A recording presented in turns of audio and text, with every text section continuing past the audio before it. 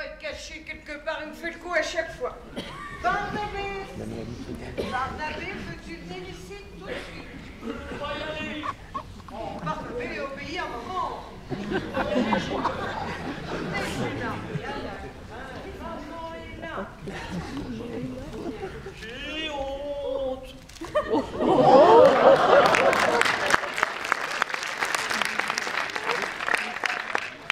Qu'est-ce qu'on dit, Barnabé? Bonjour, messieurs, dames. Eh ben, répondez-lui. Sinon, il va se bloquer, puis il dira plus un mot d'après-midi. Bonjour, Barnabé. Eh ben, tu vois qu'elles sont pas méchantes, les dames. Oui. On dirait pas, hein, en voyant ce grand gaillard. Mais il est très timide, vous savez.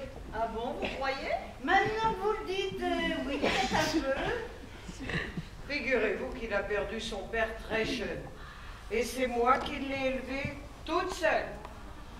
Ou d'homme, ça n'a pas été facile tous les jours. Oh, c'est bien triste en effet. Maladie? Accident? Accident de service. Oh, un métier dangereux sans doute. Policier. Oh, il est mort d'une balle en pleine tête. J'espère qu'on a arrêté le coupable. Ah, quel coupable. Mon couillon de mari nettoyait son arme de service sans l'avoir déchargée. Et cet imbécile a cru bon de mettre son œil devant le canon pour vérifier s'il était bien propre. Ah oui, quand même. Je savais que les poulets n'avaient pas une grosse cervelle. Mais là, quand même, plus étourdi. Tu meurs? Oh, pardon. Oh, non. Bruno voulait dire qu'il ne devait pas avoir beaucoup de plomb dans la cervelle. Oh, pardon. Il n'a pas dû avoir le temps de souffrir. Oh, madame, non, il est mort sur le coup. Quand je pense qu'au stand de tir, il était pas foutu de foutre une balle dans le carton, et là, sans viser, boum, en plein dans le mille. Eh ben, c'est vraiment con quand même, hein. Oh, il était près de la cible, hein. Ça a dû être terrible pour vous. Oh là là, ben, je vous explique pas l'état de la tapisserie, hein, et du canapé. Eh ben, il a fallu tout changer après ça. Maman, s'il te plaît. Barnabé, tais-toi, c'est maman qui parle. Je ne pensais pas qu'il serait temps de le laisser s'exprimer un peu. Sans vouloir vous offenser, je pense que vous étouffez sa personnalité. Moi, je l'étouffe. Oh, ben, elle est bien bonne, celle-là. Avec tout ce que je fais pour lui. Non.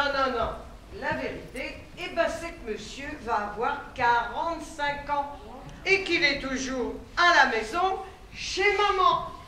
Bah, dis donc, mais c'est que ça m'a l'air tout neuf, ça, madame. On dirait bien que ça n'a jamais servi. On touche pas la marchandise, on regarde, c'est tout. Et puis toi, tu restes ici. Oh, mais c'est pas vrai. Mais croyez-vous qu'il fera un petit effort pour rencontrer l'âme sœur et fonder un foyer? Non, bien sûr, il compte sur maman, comme d'habitude. Mais je serai pas toujours là, mon petit gars, pour te servir de chaperon à chaque rencontre. Et que deviendras-tu quand je serai morte de chagrin? Parce que c'est ce qui va arriver si tu continues à te comporter de la sorte. Mais maman, c'est toi qui m'oblige à rencontrer des dames. Moi, ça ne m'intéresse pas. Bah comment ça t'intéresse pas? Bah, mais tout homme normalement constitué s'intéresse aux femmes. Et tu es normalement constitué, Barnabé. T'as tout ce qu'il faut pour ça.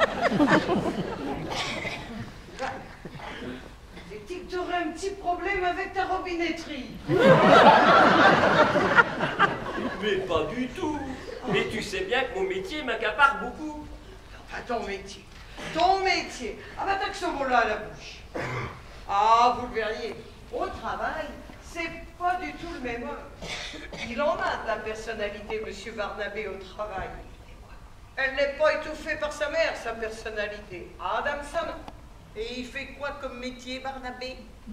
Eh ben Barnabé, réponds, la demoiselle t'a posé une question. Je suis dans la police. Comme son papa. Ah bah c'est bien de marcher dans les traces de son père, dis donc. Enfin, jusqu'à un certain point quand même, hein. Boum! Ça n'arrivera pas. Il est bien moins con que son père. D'ailleurs, il a un grade plus important que lui. Maman. Maman, maman. Oh, mais heureusement que je suis là pour faire la conversation. Allez, dis à ces messieurs, dames, quel grade tu as dans la police? Je suis inspecteur de police.